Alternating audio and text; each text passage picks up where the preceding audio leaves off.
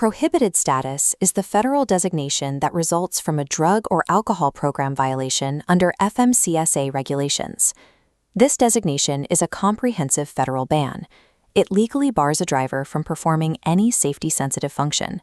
That means no driving, no pre-trip inspections, no loading or unloading, and no logging time spent waiting in the vehicle while on duty.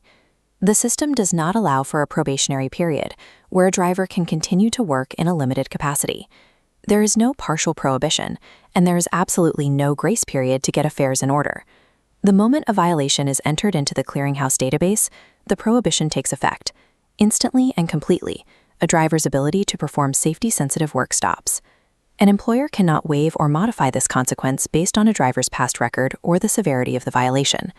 It is a binary federal wall that immediately blocks a commercial driver's livelihood. This status does not trigger arbitrarily.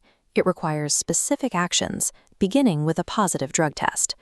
Looking at this verification process, a laboratory positive alone is not enough to trigger the database. The result must be verified by a medical review officer. The MRO contacts the driver to rule out any legitimate medical explanation. Only after confirming the result is a true violation does the MRO initiate the clearinghouse entry. The threshold for alcohol works similarly, as shown on this dial. A screening result between 0.02 and 0.039 is a precautionary 8-hour hold, highlighted in yellow. A confirmed breath result of 0.04 or higher hits the red zone. That is an immediate federal violation that enters the database. The regulations also explicitly cover a refusal to test.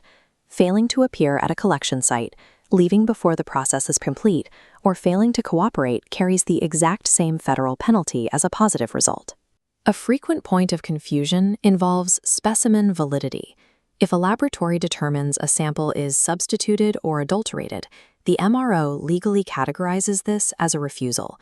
The driver's intent does not matter. The framework anticipates manipulation. Any attempt to bypass, delay, or tamper with the testing process leads to the same prohibited outcome as a verified failure.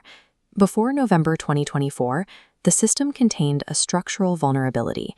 A driver could incur a federal prohibition in the database, yet continue to hold a physically valid, state-issued commercial driver's license. A roadside inspector or a prospective employer could examine the plastic license card and find no indication that the driver was federally barred from operating a commercial vehicle. The status was hidden from the physical credential.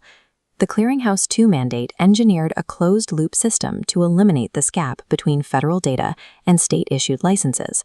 This map illustrates the new mechanism.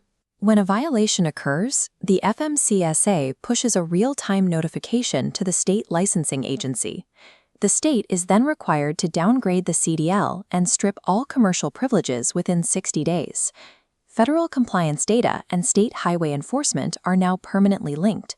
It is structurally impossible to leverage a physical state credential to bypass a federal ban. Faster, steady pace. This downgrade completely locks the driver out of the commercial system nationwide. They cannot renew their license, upgrade their class, transfer their CDL out of state, or obtain a commercial learner's permit. The blockade applies equally to every FMCSA-regulated employer. A driver cannot escape the status by switching carriers or crossing state lines.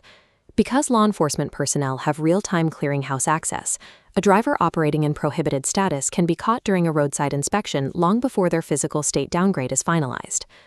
This creates a stark discrepancy in timing. State agencies often execute the CDL downgrade in a matter of days. Resolving the violation, however, takes weeks or months.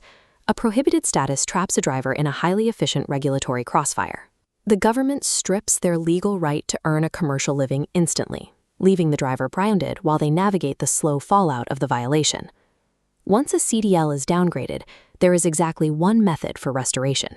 The driver must complete the federally mandated return to duty process. Time passing will not resolve the status. Getting a new job, producing a clean non-DOT drug test, or securing a current employer's advocacy will not clear the database. The record remains frozen. The mandatory first step is finding a rigorously verified substance abuse professional, or SAP, and completing an initial face-to-face evaluation. Following this timeline, the sequence is rigid. After the SAP evaluation, the driver completes the prescribed education or treatment, passes a follow-up evaluation with that same SAP, and then submits to a directly observed return-to-duty test. The final step occurs when the employer reports the negative test result to the clearinghouse. That specific report changes the federal status to not prohibited, which prompts the state to reinstate the commercial driver's license. There are no shortcuts and no alternative routes. Only complete, honest compliance with this sequential clinical process will restore a driver's commercial privileges. Resolving the prohibited status initiates a mandatory phase of federal oversight, the follow-up testing period. Reinstated drivers enter a testing program managed by the SAP. This requires a minimum of 6 unannounced, directly observed tests in the first 12 months, and the SAP can extend this oversight for up to 5 years.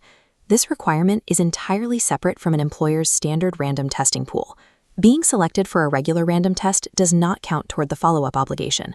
Both run simultaneously. Even after the driver returns to work, the resolved violation remains visible as historical data in the clearinghouse. For 5 years, any prospective employer running a full pre-employment query will see that the violation occurred and was addressed. A violation does not end a commercial driving career. The regulations provide a clear, defined outcome for those who engage with the clinical process honestly, but preserving that career requires immediate action the moment a violation occurs.